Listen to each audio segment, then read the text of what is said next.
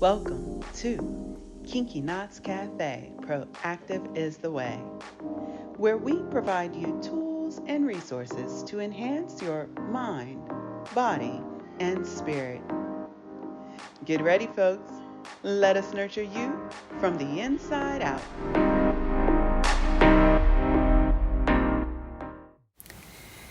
He who has a why to live can bear with almost any how. Friedrich Nietzsche. Hello, my friends. Welcome back to our summer reading of The Laws of Human Nature by Robert Greene. How is your summer reading going?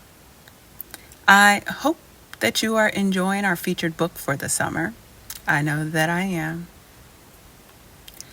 Before I begin, I want to provide my personal experience as I read these next set of chapters. These chapters are negatively skewed, and you may find yourself wanting to put the book down and walk away. However, I would like to challenge you to keep pursuing the knowledge and rise above rhetoric that is designed to make you believe and feel that this author is speaking directly to you. The reality is that each one of us possesses an element of the traits in which he highlights in each chapter.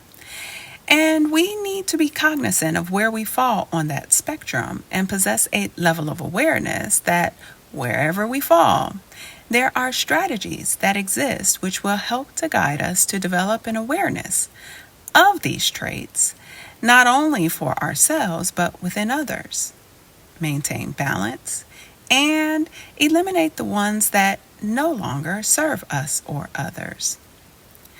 Overall, understand that these traits highlighted in each chapter were designed to help create a sense of awareness through self-reflection, acquiring knowledge on how to identify certain traits that may exist within us, when to be vigilant, and the steps in which we can take to overcome or protect ourselves.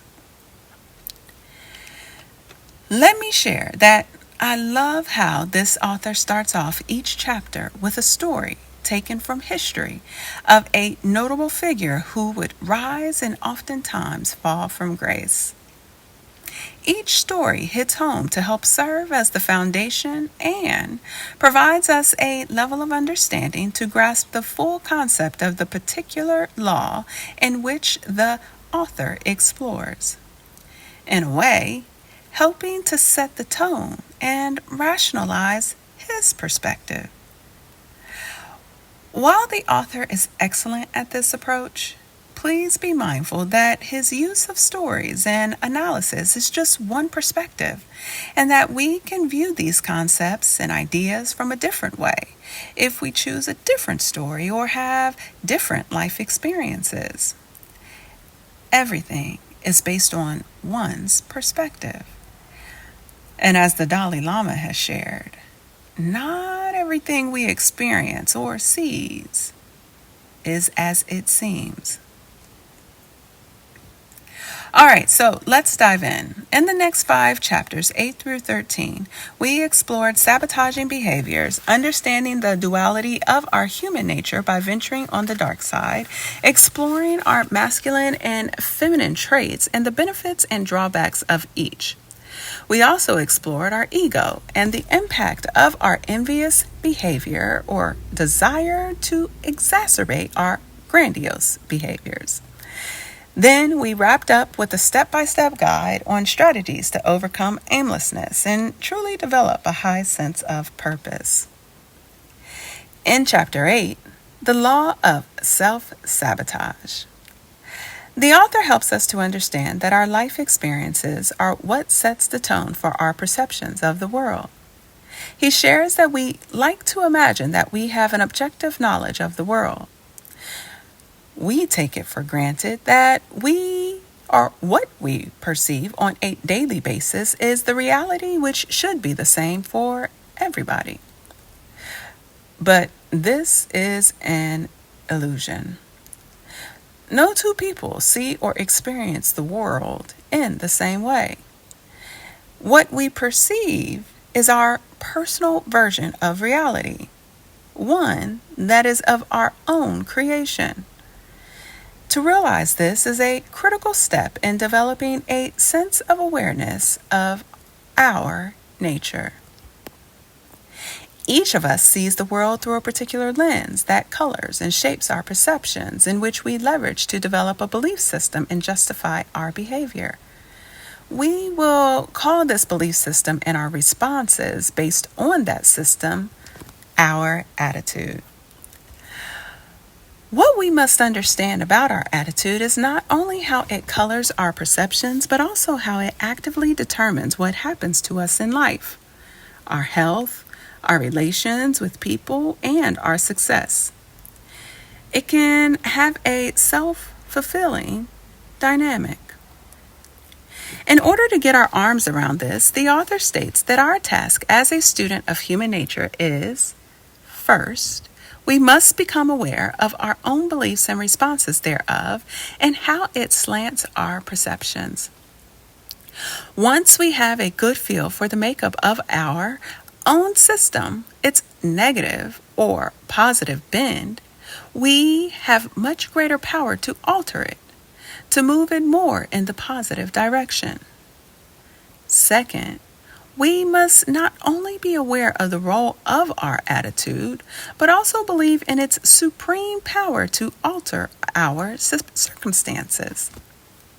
He shared that we are not a pawn in a game controlled by others, and that we are an active player who can move the pieces at will and even rewrite the rules. Who knew? Next, Greene takes us through each type of attitude that exists and how to deal with each type. In each chapter, this is the meat and potatoes of the book. Here, you will find an author that not only highlights the areas to consider, but gives you a blueprint on how to identify and implement a plan for success. In Chapter 9, The Law of Repression, the exploration of our dark side. This was such an intriguing chapter as we explored our dark side. Per the author, did you know that to some degree, each one of us has a dark side? In this chapter, the author shares that we are rarely who we seem to be, and that lurking beneath our external being is a shadow of sorts that we tend to repress. Shadows of insecurities, aggressiveness, and selfish impulses that at times leaks out and has the potential to harm. In this chapter, he takes us through each type, how to recognize the signs, and how to actually tap into our dark side, leveraging it positively to help us become a more well-rounded and affable person. For example, if we possess suspicious tendencies, we can monitor our suspicious tendencies and the projection of our own negative emotions onto others. Or if you tend to be overtly ambitious and willing to do the most to get what you want, by admitting that you are ambitious, your desires for power, you can simmer down on all of that. Stop acting so stealthily to the point in which you end up experiencing the wrath of my ability to ignore your ignorance. Let me close this chapter on this quote by Nixon. Never get discouraged. Never be petty. Always remember others may hate you, but those who hate you don't win unless you hate them. And then you, my friend, destroy yourself. In Chapter 10, The Law of Envy. Please don't miss this core message. Where in God's great name did the author have time to find all of the types of envy that could exist in this world?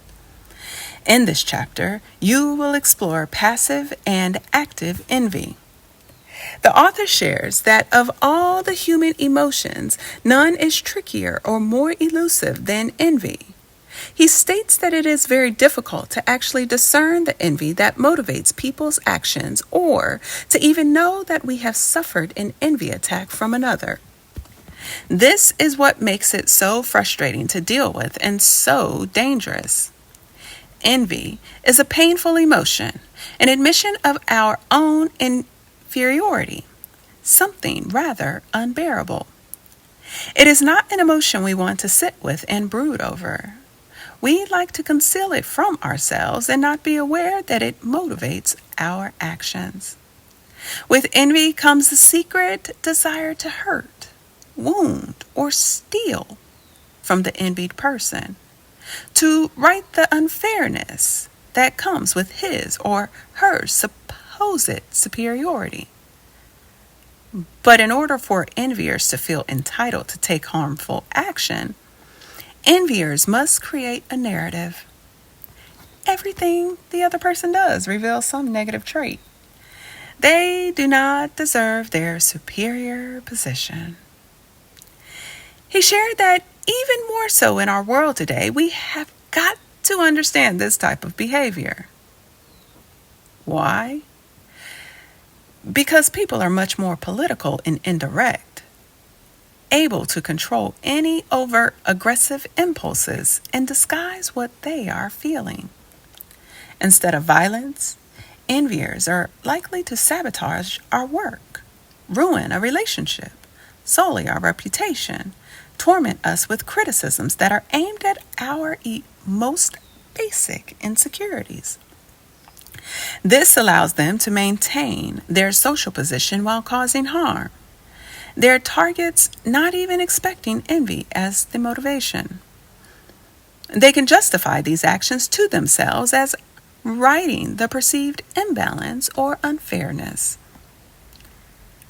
Our goal is to detect the signs of these acute forms of envy before it turns dangerous. And Robert shares 3 ways to detect the signs. Listen up, folks. You can never see all of the actions motivated by envy. People are simply too good at disguising it. But using all of the decoding devices that Robert provides will increase our chances of detection. In Chapter 11, The Law of Grandiosity, the author kicks things off with sharing how we think our don't stank. We have a deep need to think highly of ourselves, and if that opinion of our goodness, greatness, and brilliance diverges enough from reality, we become grandiose. We imagine our superiority. Often, a small measure of success will elevate our natural grandiosity to even more dangerous levels. Our high self-opinion has now been confirmed by events. We forget the role that luck may have played in the success or the contribution of others. We imagine we have the golden touch. Losing contact with reality, we make irrational decisions. That is why our success often does not last.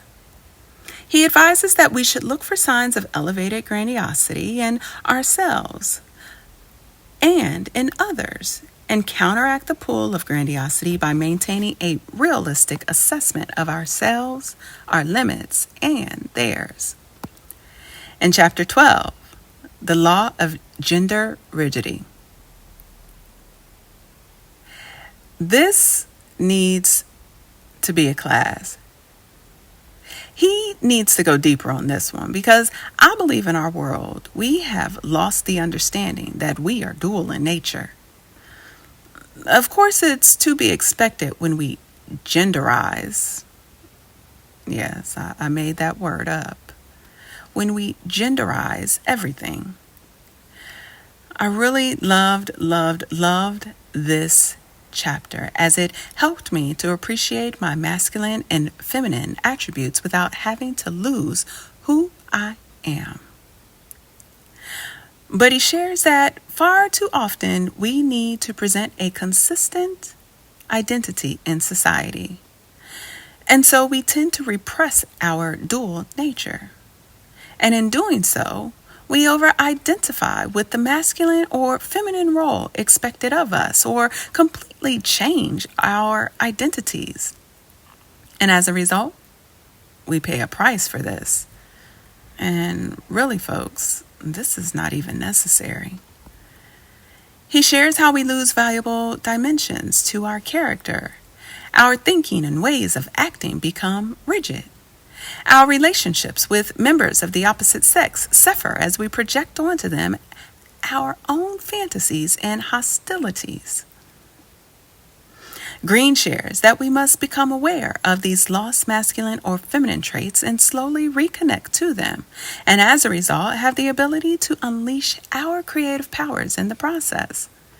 He believes that if we can learn to attune in both our masculine and feminine qualities, we will become more fluid in our thinking and more authentic versus playing the expected gender role and losing ourselves in the process. In this chapter, we explored the gender types, such as the superior man or the fallen woman, and learned how to dive into our unconscious state of mind, which contains untapped creative treasures. In Chapter 13, The Law of Aimlessness, I highlighted this whole chapter. The number of pearls dropped in this chapter was so enriching. I could not get enough of Robert. In this chapter, Greene walks us step by step on how to go from hopelessness to a purpose-driven life by discovering our calling in life and using such knowledge to guide us in our decisions. We learned about how we can come to know ourselves more deeply and trust ourselves, which helped us to know which battles and detours to avoid. We learned how to face our failures and understand its purpose in our plight, and how to leverage these failures to toughen up, create momentum and direction to the point we generate an unstoppable force. The strategies he provided to help us develop a high sense of purpose and detect when false senses of purpose try to sneak in, sometimes knowingly and unknowingly, were profound. Good stuff, folks. I hope you had your treasure chests open today, snatching up all these pearls of wisdom Robert was dropping on us today. That's a wrap. Join us in 2 weeks as we continue our discussions and discuss from a personal perspective chapters 8 through 13. We look forward to you joining us. And in preparation for our discussions, please visit Kinky Knots Cafe's approved book list to pick up a copy of the book, The Laws of Human Nature by Robert Greene. Details are enclosed in the description. To access all replays or learn more about Kinky Knots Cafe's Proactive is the Way, please visit www.kinkyknotscafe.com. Proactive is the way, my friends. Take good care.